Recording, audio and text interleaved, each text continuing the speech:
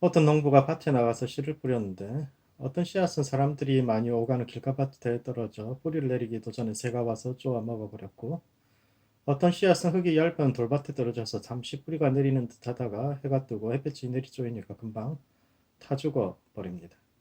세 번째 씨앗은 가시떨기에 떨어졌는데 뿌리도 내리고 태양의 열기도 견뎌서 살아남았지만 가시덤불에 막혀 더 이상 자라지 못하고 열매도 맺지 못하게 됩니다.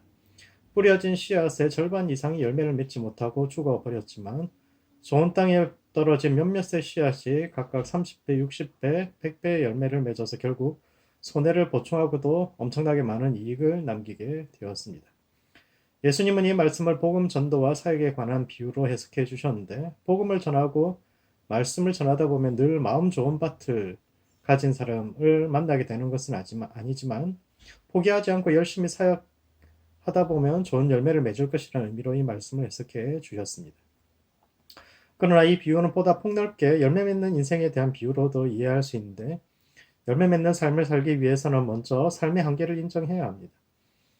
아무리 유능한 농부도 황무지에서 30배, 60배, 100배의 열매를 거둘 수는 없습니다. 농부의 역할은 씨앗을 뿌리고 땅을 밟고 물을 대고 퇴비를 넣어주는 것인데, 이것은 좋은 열매를 맺기 위한 필수적인 조건이지 충분한 조건은 아닙니다. 씨앗이 열매 맺기 위해서는 그 외에도 적당한 태양과 적절한 비, 적절한 날씨가 있어야 하고, 그것은 모두 사람의 손에서 벗어난 일입니다. 인생에는 우리의 영역을 벗어난 하나님의 도우심이 필요한 부분들이 있는데, 그렇게 열매가 없을 때는 먼저 자신의 한계를 인정해야 합니다. 두 번째, 열매 맺는 삶의 조건은 노력은 우리를 배신하지 않는다는 것을 믿는 것입니다. 본문에는 열매 맺지 않는 밭이 세 가지 나오는데, 이 세 가지의 밭은 나름대로 조금씩의 발전을 보여주고 있습니다. 먼저 길가밭에서는 씨앗이 전혀 땅속으로 들어가지 못했습니다. 그러나 돌밭에서는 잠시나마 생명력을 가졌고, 나아가 가시떨기밭은 비록 열매 맺지는 못했지만 그 씨앗 자체가 살아남는 데는 성공합니다. 즉, 이 네 가지 밭은 사람의 마음 그리고 인생의 발전과 성장을 의미하는데, 처음부터 좋은 땅이 있는 것이 아니라 길가밭에서 돌밭으로, 그리고 가시덤불밭을 지나 좋은 땅으로 발전할 수 있다는 것입니다. 땅이 변하고 마음이 변하고 인생이 변합니다. 히브리어로 사람이라는 말이 아담이고 땅이라는 말이 아담마흐인데, 이는 땅과 인간은 하나요. 땅에 대한 비유는 곧 인간과 인생에 대한 비유를 뜻합니다. 황무지 같은 인생도 열심히 노력해서 갈고 닦으면 좋은 인생으로 변하고, 반대로 아무리 좋은 인생을 타고났어도 본인이 노력하지 않으면 다시 황무지로 변하는 것이 하나님이 만들어 두신 세상의 법칙입니다. 세 번째, 열매 맺는 삶이 되기 위해서는 성숙을 소망해야 합니다. 이 비유에서 길가밭, 돌짝밭, 가시떨기밭, 좋은 밭은 각각의 성숙의 단계를 의미하고, 또 각 단계에서 다음의 단계로 넘어가기 위해서 필요한 요소가 무엇인지에 대해서 설명하고 있는데, 먼저 길가밭은 아직 말씀이 들어가지 않은 수준의 신앙의 수준을 의미하고 있습니다. 말씀이 심겨지지 않은 이유는 마음밭이 너무 딱딱하기 때문이죠.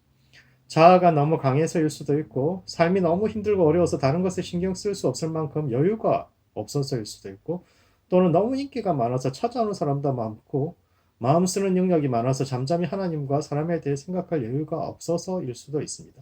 주로 젊을 때의 마음밭이 이렇죠.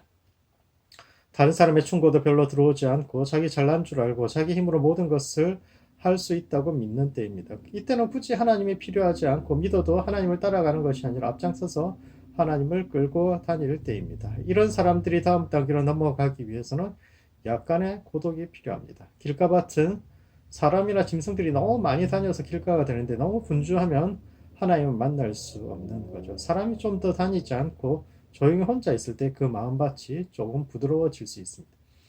두 번째, 돌짝밭은 외형적으로 충분히 성숙한 신앙을 의미합니다. 겉으로 보기에는 열매 맺는 씨앗과 별 차이가 없습니다. 그러나 겉모습에 비해서 뿌리가 약하다는 것이 문제예요. 이는 태양이 떠올랐을 때, 즉 외적인 문제와 어려움이 닥쳐올 때 그 문제점이 드러나게 됩니다. 돌짝밭은 우리 신앙이 내면화되는 단계를 뜻하고 있죠.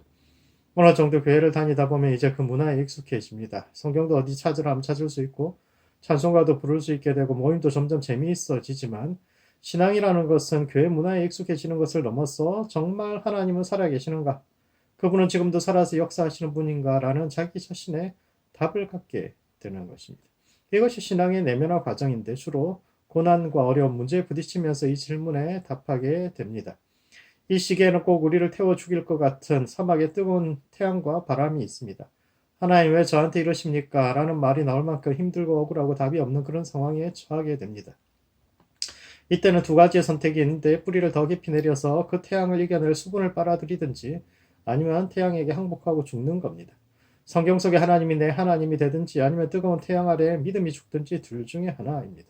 믿음이 죽느냐 내 자아가 죽느냐 사이에서 사투를 벌여야 하는데 그때 그 폭풍우 속에서 정직하게 질문하고 답을 찾아야 합니다. 세 번째 단계는 가시덤불과 같은 밭입니다. 열매 맺는 좋은 땅이 되기 전에 마지막 단계인데 생존은 하지만 열매 맺지 못하는 신자를 뜻합니다. 이 사람들은 고난을 통과한 사람들입니다. 인생의 깊은 고난을 겪으면서 뿌리를 땅속 깊이 박아서 믿음으로 살아남은 사람들입니다. 이들은 예수님을 자기 개인의 구주로 받아들인 사람들이고 이제 웬만한 일이 있어도 신앙이 흔들리지 않고 살아남을 수 있는 사람들, 즉 자기 신앙을 지킬 수 있는 사람들입니다.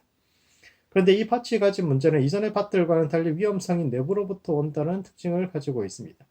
길가 밭의 경우는 말씀을 쪼아 먹어버리는 새들이 문제고 돌밭은 햇빛이라는 외부적 여인과의 싸움인데 가시덤불 밭의 싸움은 염려와 재물의 유혹과 기타 욕심과 싸워야 하는데 이것은 인간 내면으로부터 발생하는 문제들입니다. 염려라 앞으로 인생이 어떻게 될지 모르니 할 수 있을 때 열심히 쌓아두어야 한다는 생각입니다.